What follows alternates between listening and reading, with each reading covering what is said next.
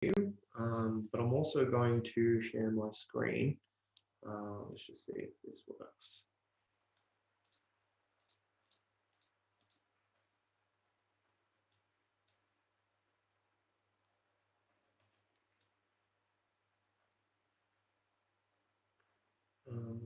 Sorry, give me one sec. Okay, so I can see you, Kathleen. Can everyone else see my screen as well? Just pop something in the chat box if you can. Yeah. Awesome.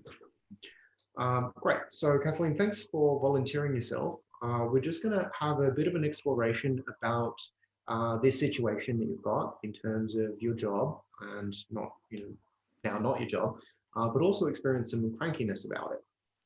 And so what I'm going to do is I'm going to explore this with you, ask you some questions, and track it on the virtual whiteboard.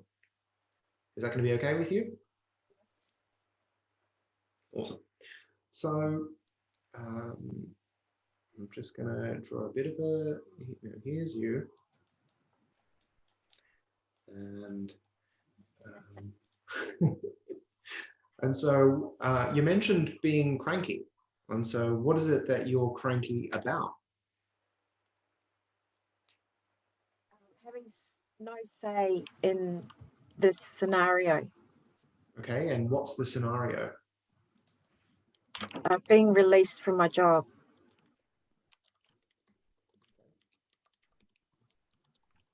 So, okay, so you've got no say in being released from your job. And so this is, released. And what does it mean to you that, you don't have a say in being released from your job? It's about fairness and procedure. Okay. And what do you mean by fairness?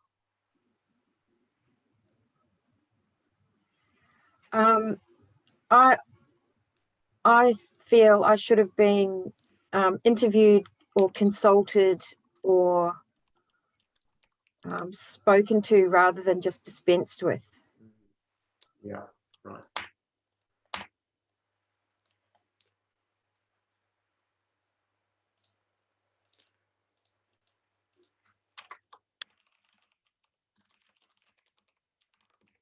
And so, what do you believe, Kathleen, about, that they didn't consult you and they dispensed you? What do you believe about that?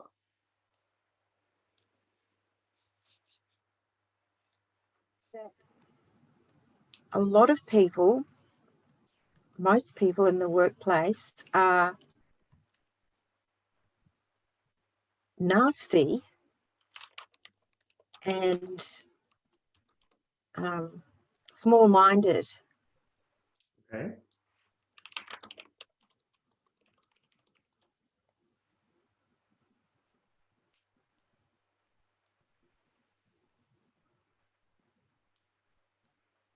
And so how does that relate to the fairness of not being consulted and being dispensed?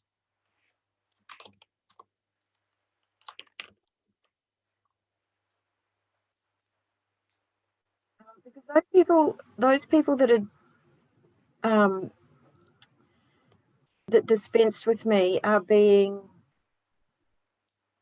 less of a person than I would expect from myself. Okay.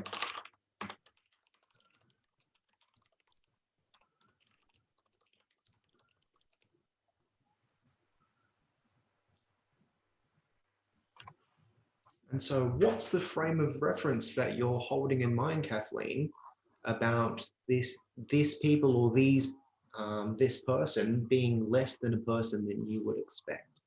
Being nasty, being small-minded. What's the reference point?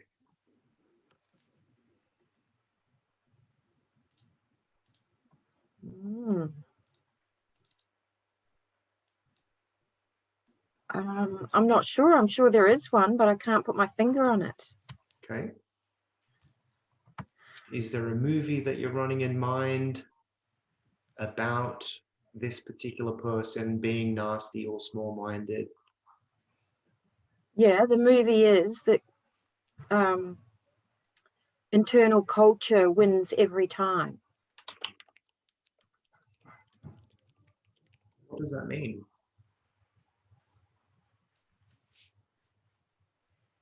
If I was to be able to see this movie like you see it, to understand the internal culture wins every time, what would I see? What would I hear? What would I feel?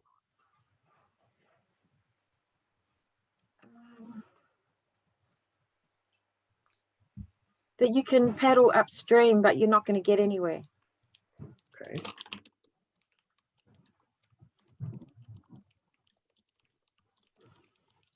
Is that a belief?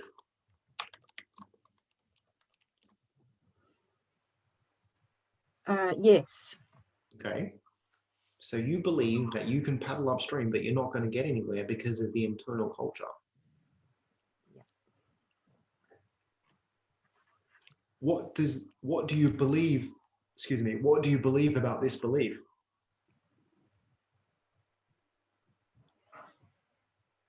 I believe it's almost intractable. What do you mean by that? Because it's been proven to me twice over that you can't.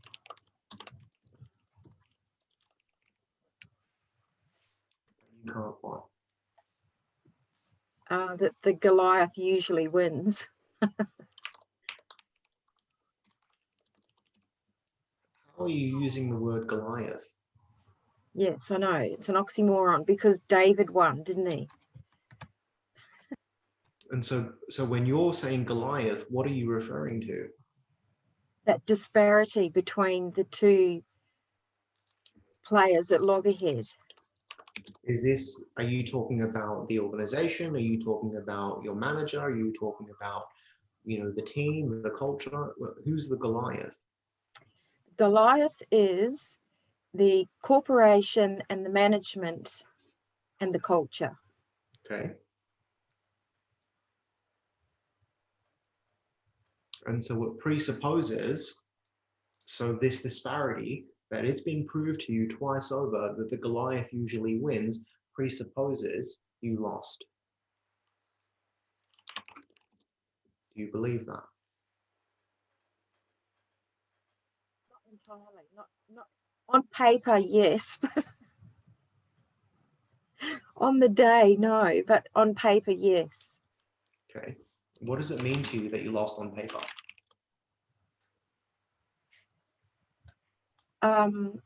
All those nasty labels like unemployed, get a job,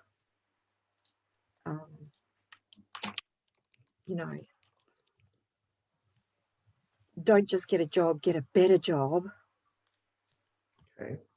What does this say about you as a person, that you're unemployed, that you lost on paper?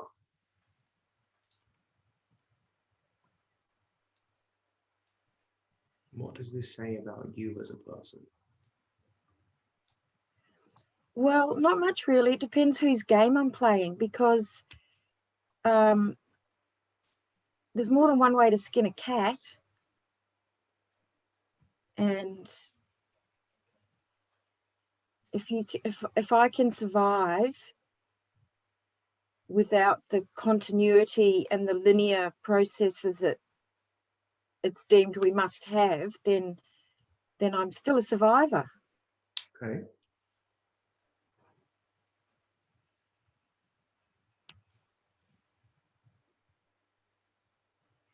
As you say that you're a survivor, how does that feel for you?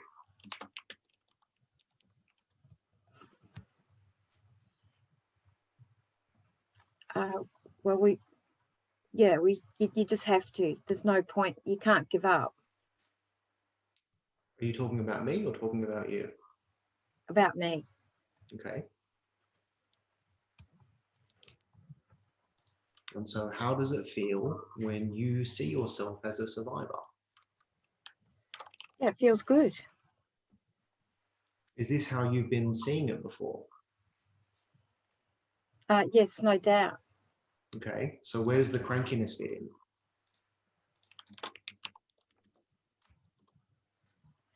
in? Just that thing about common decency, the right of reply. Okay. And so this comes back to this fairness that you should have been consulted rather than being dispensed. That most people are nasty and small-minded. They're being less than a person that you would expect yourself. The internal culture wins every time, and you can paddle upstream, and it's been proved to you twice over that Goliath wins and therefore you lose. Is that how you do crankiness?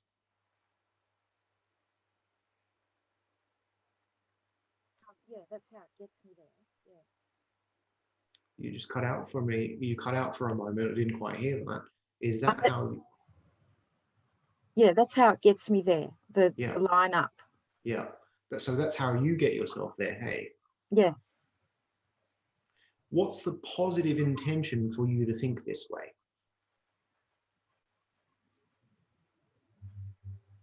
I suppose the positive intention is to say, oh, look at me, look what I've done. I've stepped over this giant obstacle, and I'm a survivor. Yeah. And so it sounds like the positive intention for you to think this way is to see yourself as a survivor. Yes. Now, so can you see my screen? Yes. Yeah, great. Yes. So it sounds like, and correct me if I'm wrong, that this is the way in which you create this kind of crankiness for yourself. So in terms of being released from your job, you are saying, I've got no say in being released, and it's not fair. I should have been consulted rather than being dispensed with. And because I was dispensed, most people are nasty, small-minded, and they are being less than a person than I would expect myself. And really, the internal culture wins every time, that you can paddle upstream, but you're not going to get anywhere. And it's been proved to me twice over, Goliath wins and I lost. And so this is the experience that you get because you're going, I want to be a survivor, but you're getting cranky about it. And you're getting angry 5 weeks on. Is it serving you? Do you currently feel like a survivor when you're thinking about this 5 weeks later being angry about it? Serving me? No, it's filling in a little bit of time, that's all. But it doesn't serve me because I've already overcome that hurdle. I've already moved on, but it's just sort of ruminating. Yeah. And so what's the positive intention of ruminating on this? I suppose it's just going back and checking the details and saying, did that really happen? How could it happen? Why did it happen? Oh, shit, yeah, it's already happened.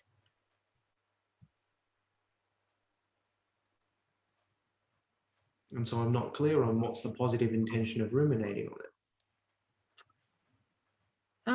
I don't know. Yeah, maybe just. Well, that's the way I feel it is actually, because it's such a shock to my system that I do actually look at it from a distance and think, did that really happen? So it's sort of a way of checking, double checking, like, I didn't just dream it up. Okay. And so is this serving you to double check it, triple check it 5 weeks on? Did it really happen? Oh shit, it did happen. I'm still angry about it. No, it's not serving me at all. I mean, I've already done the hard yards, but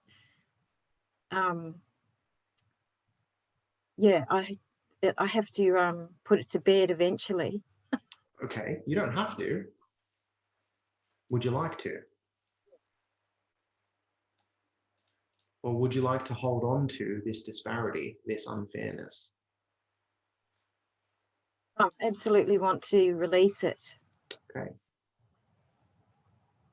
Now, if you could wipe the slate clean and think about this differently in service of being a survivor, what would you like to think differently?